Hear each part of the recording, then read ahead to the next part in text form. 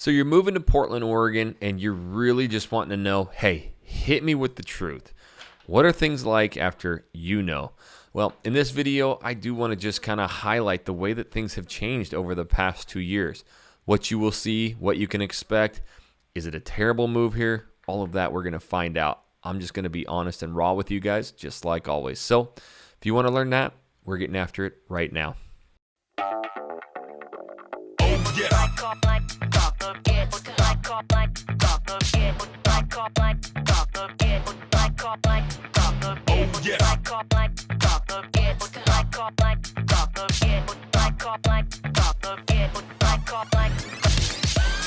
What's up, everybody? Jackson Wilkie here with the Real Agent Now Group right in the Portland Metro. If this is your first time to this channel and you want to learn everything about what it's like to work, eat, sleep, live, play, and what it's like to live here now, make sure you tap that subscribe button and you click the bell so you're notified every time we do a new video.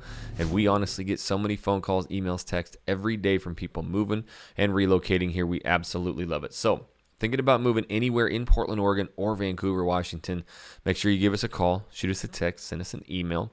Days, nights, weekends, we get you back when moving to the Portland Metro. So just wanted to do a video. You know, people really like the raw, honest, perspective of what it's like to live here. It is still an amazing place to live. There are still amazing things going on. There's still so many people moving and relocating here for the beauty of the Northwest.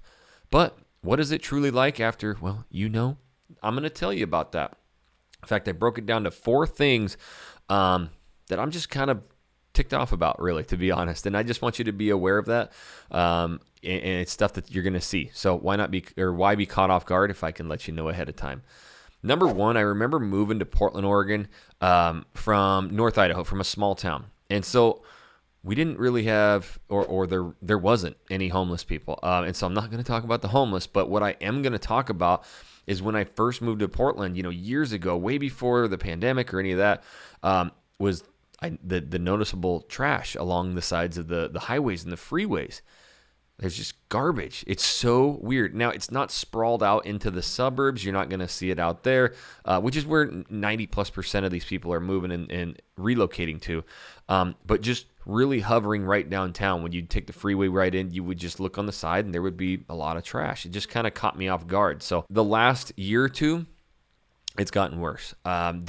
The only positive about it is that people still freaking love Portland, Oregon. Like, they love it. And there are companies and there are businesses donating their own time and money. In fact, we've invested into some of it to get giant garbage trucks and get people together and have huge trailers and go clean all these, sites up and some of these messes. So the Portland people still living here are working together to keep it clean. But you're just going to notice there seems to be a lot more garbage along the highways and the freeways, and I just think it's gross. Number 2, defunding the police.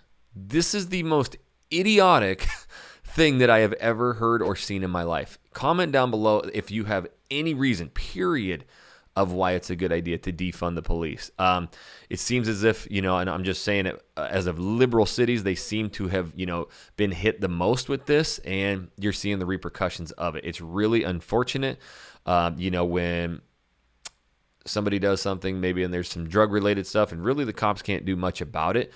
And the thing that drives me nuts is you have so many amazing police officers, and, I know they all get put under this umbrella that they're all bad. They're not. There's some incredible police officers out there, and to defund them, the ones that are protecting us, it's crazy because the mayor at the time, like 2 years ago, was all about like defund the police and all, and then his building was, surrounded by rioters, and then he was trying to call to get it was a weird thing. It was pretty like, are you serious, buddy? But there's just zero reason at all that we should defund the police. And in fact, during times of tragedy and times of, more awareness, they should probably be getting a raise. So that's just my take on it. You can beat me up in the comments all you want, but defunding police should have never came out of anybody's mouth.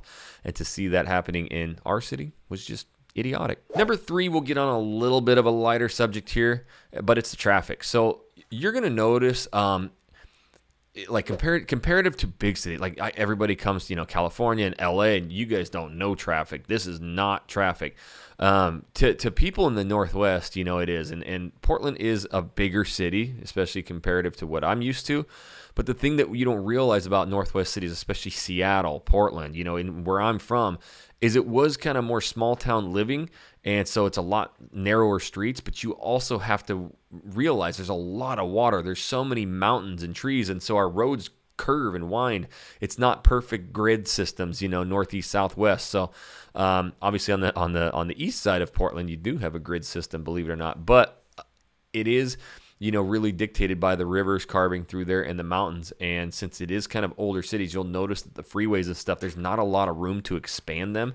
And actually a lot of the traffic, the worst stuff you'll see is in the suburbs, just trying to get out to some of the freeways and highways. So with so much relocation here and really not the ability to expand these roadways as good as they should, it's definitely causing a lot of traffic issues. And the number 4 thing, finally, we've gotten to a point to where like masks are lifted and we can kind of get on with our normal life. But boy, howdy, was Portland the last to freaking do that.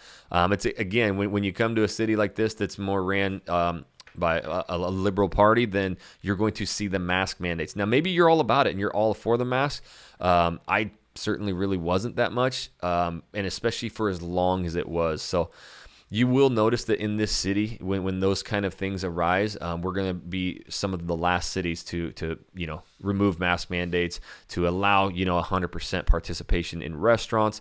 So that's just something that you have to take. But hey, I don't care what it is in life. There's always pros and cons to everything. Portland, Oregon still has its beauty. It's still got its top-ranked suburbs. It still has 8 million different things that you can do just right inside city limits with beautiful parks and the greenery and thriving restaurants. Yes, they've come back, at least some of them, and you have a lot to do here. So it's a great place to live, raise kids.